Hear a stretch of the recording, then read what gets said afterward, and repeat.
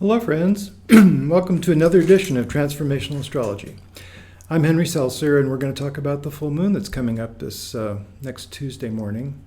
And it will be a rather interesting full moon with outer planet consequences, outer planet aspects involved. And so we want to talk about that and maybe a little bit about what's happening in the world right now. So let's go to the chart. So you should be able, or in a minute, you should be able to see the full moon chart. And we're doing it as usual for San Francisco because we are left coast centric. And we are doing it for not any particular rising. In fact, I'll take the rising out of the equation. Here's the rising point on the west coast at 8 degrees of Gemini. But it will be different for different parts of the country. It'll be different for Europe. So let's go ahead and I will make an adjustment in the TimePassages preferences on the display options. And it's not the display options I want, it's the aspect options. And that will be to get rid of the aspects for the rising, because we don't know what the rising is in your part of the world.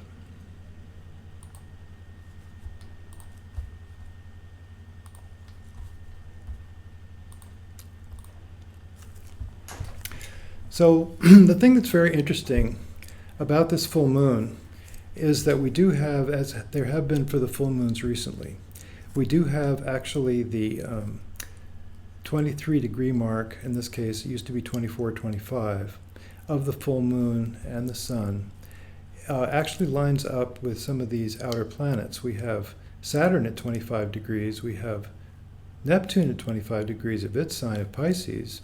We have Eris at 24 degrees, and we have a little bit of the same with Pluto sitting here at 28 degrees of Capricorn.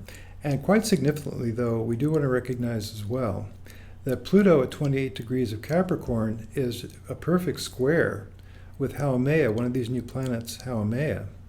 Haumea and Maki-Maki, these are the symbols I use, are actually dwarf planets, so-called by the IAU, officially named planets, as I call them KBO planets, which means Kuiper Belt Object Planets, beyond Pluto. And they are officially recognized and named, and therefore have significance in our work, because the astronomers come along and they name things out there as planets, and then we start to work with it, we astrologers do, and try to figure out what they mean. And so Eris has become I wouldn't say a standard in Western astrology as of yet, but getting there. It's well recognized that it is an important factor in charts. As a feminine warrior, and the feminine warrior is not the same thing as a masculine warrior. It's a feminine warrior that really goes to deep principle, goes to soul level. So just like Pluto, Eris is soul level, and it does refer to soul intention, finding out what you really are about and acting upon that. That's Eris, that's the feminine warrior. That's coming to a spiritual connection with what you have deep inside yourself and cannot not do. So it's very important in charts. And then by logic, Haumea and Maki-Maki would also be important. I am going to be talking about it this next week, actually, just in the timing of this full moon. In the Master Astrologers Summit that Suzanne Gerber has organized. And there's a lot of really great speakers, astrologers in that collection. I advise you to check it out if you haven't already. I think you'll find some interesting gems amongst all the speakers. And I myself will be talking about these new planets, specifically Haumea, specifically Eris, and the research that I've done about bringing them into the major canon of Western astrology. So to say that Haumea is perfectly square to Pluto is to say that there is something intense going on right now with our understanding of our connection to nature. And our connection to nature is involved on many levels, because there's, as well as just the idea of nature, just the idea that we are part of nature, that nature is part of us, that when we say we have to take care of ourselves, and we have to take care of our tribe and take care of our people, we don't mean just our family. And we don't mean just the humans that look a lot like us and come from the same place, which is what the older notion of tribe was right through colonial times. when there was definitely a preference for people that looked like all the other Europeans, namely Caucasian. So now we are beginning to recognize the broad universality of humanity, of every human on the planet is part of ourselves, part of us, and all creatures as well. That's what's coming. A recognition that we are on one globe. They shot out into space in the 60s to go and orbit the moon and then to land on the moon. And those astronauts that came back had seen a sight that no human had ever seen before. They saw the entire globe hanging there in space like a giant, beautiful blue Christmas tree ornament. And it changed them. It changed them. They got to see, and of course, some of them went on to found, IONS, which is the Institute of Nordic Sciences, was founded by an astronaut who came back and said, it's just time to really start seeing how we can advance spiritually to a wisdom culture where we just take everybody as part of ourselves, and including, especially now, of course, the environment as well. The earth itself, the Gaia principle, recognizing that there's another creature, amazing, beautiful, huge, unbelievably huge creature out there, which is part of our being, which supports us and which we support, namely the earth itself, as another, and then the cosmos itself and the planets in the cosmos, giving their messages back to us in the form of astrology. As Rick Tarnas so beautifully articulated in Cosmos and Psyche, the planets are ensouled just like we are. The universe, that is to say, is ensouled just like we are as individual humans, and the universe is able to speak to us through astrology. So there we had a very wide lens, but we'll try to narrow the focus and get back to the specific astrological configuration of this full moon. And the new moons and the full moons in particular are very important lunations where we can get a feeling for what's coming for the remainder of the month. In this case, it would be right up till the next new moon, which is, I believe, on the 28th of the month, which is the Cancer new moon. So for this cycle that began on May 30th, almost the end of May, and it'll cover all of June. But getting back to these outer planets, now we do see that the full moon makes a T-square to one of them. The moon being at Sag, almost 25 Sag, let's say 25, it's not, it's 23. The sun at the opposite point of Gemini, they make this perfect, almost perfect T-square to 25 degrees of Pisces, which is in its own sign, which is Neptune, which has to do with spirituality, which has to do with this expansive view that we can take of all of our endeavors here on Earth, and we can see existing on multiple levels all the time, but also has to do with what is real, what is true, what is illusion. It has to do, traditionally, Neptune, with deception and self-deception and idealization. And can you sort out amongst the various images, which are multiple, which are poetic, which are sometimes fictional, just to create a story, just to create an idea? Can we separate out all the truth? Can we separate out all the different fictional images and sort through and find the truth? I think is one issue that does come with this full moon, June 14th. Here it is, Sagittarius full moon, in those late degrees of Sagittarius, mutable signs, Gemini, and 25 degrees of Pisces. So Neptune is definitely involved in this, and by extension, I think by a perfect, almost perfect trine and sextile, we have also Saturn, the opposite. So Saturn is all about the nuts and bolts, right? The reality of a situation. Neptune more about the dreaming, maybe the unconscious, maybe a way we can find a poetic image and make another reality out of that. When you see a combination of Saturn and Neptune, it often has to do with mythology, because mythology is specifically bringing those images that we can conjure up about what is divinity, what is spirituality, and then how can we apply that to our actual life? How can we bring that into concrete reality? So those are the factors that are floating around in this full moon, along with Jupiter, not Jupiter, but Pluto, along with Pluto here in Capricorn, along with that square that Pluto makes to Haumea. And if we do if we take a look at the declinations, there's a declinational aspect to Maki as well.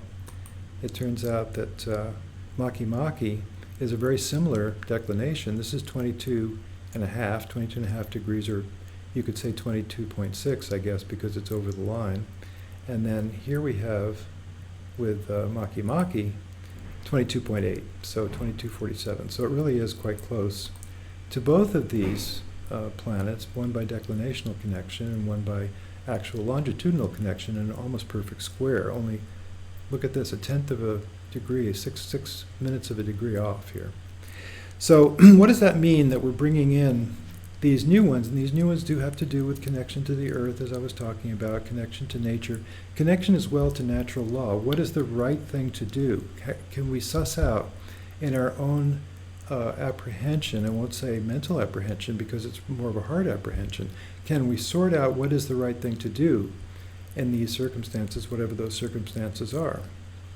And all these things are coming up for us right now, as well as, to some extent, a little bit of Uranian flow with the 3-degree conjunction between Uranus and Venus that we have, which maybe brings some new elements to our relationships, to our aesthetics, to our understanding of our values. Maybe there's some new values lying around in wait for us that we might need to pick up on. Can we abandon the past? Can we break into a new way of seeing things that may be more appropriate for our current situation in whatever way we find ourselves? Could be in relationship, could be in friendship, could be in art and appreciation of values and aesthetics, both with Venus involved. So there's really quite a lot going on in this full moon. And we don't want to forget to mention, we also have a strong position of Jupiter right here at the beginning of Aries, and it is bringing a degree of optimism to the equation. We used to have Jupiter with Mars, which was together in the new moon of May 30th, but now Mars has moved along and is about 10 degrees away, but now is quite conjunct Chiron. So we have Mars and Chiron as well at the 15-degree mark. Does connect also a little bit to Uranus at the 16, almost 17-degree mark of Taurus. So what do we do with Mars and Chiron? I guess we would want to say that there is a certain amount of angst about doing, right? Mars is doing. Mars is masculinity. Do we have a sense of maybe war could have some painful consequences right now? I mean, we, as a group of people in our zeitgeist, do we find that there's a bit of a painful issue with the idea of warlike behavior, action in the sense of a masculine kind of warrior, which is Mars? And of course we do, and that could filter into our personal lives as well. We may have that happening in our own life. We would be thinking of something like, is it okay the way I assert myself, or is that a mistake sometimes? Can that be overdone? Is there a way that I may be a little bit overdoing the assertion? Am I sometimes subject to a little bit overdoing of the assertion of others? Can I deal with that? So those kind of issues come up for us personally, but I think it's also useful to look at the zeitgeist.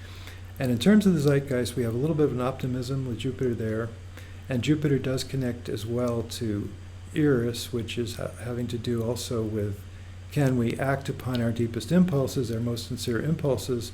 That relates very directly, you see, to Haume and Maki Maki, which is a bit of an understanding of natural law. What is the right thing to do? Can we sort out what is the right thing to do here in this particular situation with this particular person, in this particular social situation, in this particular collision of cultures, as we're seeing in Ukraine right now, with Russia saying one thing and trying to act on military force to enforce that idea, and Ukraine saying, no, you won't. So there's that going on as well.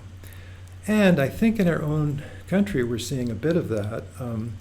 These hearings that have just begun to be published with the January 6th Commission, I think is quite interesting, because all of these things that I've been mentioning about sorting out the truth from the illusion really does come up, because there's two different ways to look at what's been happening in the recent election from 2020. And was that a rigged election, as Trump claims, or was that actually a fine election that a lot of people say there's no fraud issues whatsoever, and that's just a political ploy to try to say that there was? And that's still gripping the country, this dichotomy between, And we're going to see Saturn and Uranus. When I say there's a dichotomy between progressive and conservative forces, Saturn and Uranus are coming back into their square position one last time in the fall, right around the time of the election. So I think we are nowhere near seeing the end of that deep division in American society, which is reflected also in the positions of the planets as we see these things coming along. So I'm kind of a little bit talked out. I'm going to take a break and maybe we can reflect on these things.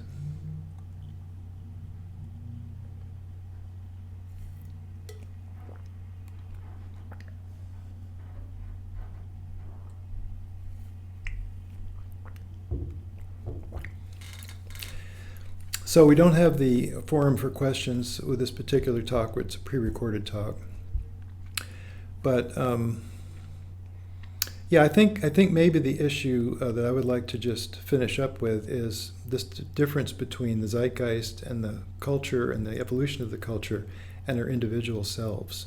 Because all this is happening at an individual level, and we sometimes feel overwhelmed. How can we do anything? These big forces that are many, many people involved, a lot of money involved. How can we sway those things like the military intervention in Ukraine? How can we do anything about something so powerful as that? A nation decides to take over another nation nearby and start bombing and start using military force, and there's so many people involved. And there are principles involved, but yet each one of us in our own way can make a difference, because and that's where Eris comes in, by just articulating what is our point of view, if we can just say, where do we stand on these things, and be clear about it, and in conversation, it may be action that you can take in terms of money and volunteering, doing what you can do. It might be helping people that are suffering. It might be giving to those people. It might be donations. It might be articulating on a broader world stage what you think is right. Was that the right thing to do, to invade another sovereign country and try to take over their government and their resources against the will of the people? Probably not. I think most Americans agree on that, not everyone. And then the question becomes also the January 6th, 2021, was that an action that was just normal political discourse, or was that, again, over the line to try to sway Congress to a particular point of view to support the idea that one or the other of the presidential candidates was the one that should have been in office? So that's all I'm going to say about that. I don't want to go on and on about that. In fact, I think I'll transition back out, and we can just sum up here. So I just want to direct your attention to the fact that we are living in extraordinary times, and that there is a great deal of sadness in the situation. We see so many people hurt by the violence, by the gun violence as well that we see all around us, the violence that we see on the streets of Ukraine. We see bombing and civilians being hurt and damaged, and their civilian structures being damaged, bombed. And it's difficult, but by taking a stand, we can actually make a difference in our own way, in our own way of saying, look, this is where we believe, this is what counts, this is the right thing. There is a right thing and not a right thing, a wrong thing. And it's time for us to really start to pay attention to that and vote with our words, our deeds, and eventually at the end of this year, November 8th, to vote with our actual votes in this country, in America. So thank you. Talk to you soon. Good luck with all that. And be well, my friends.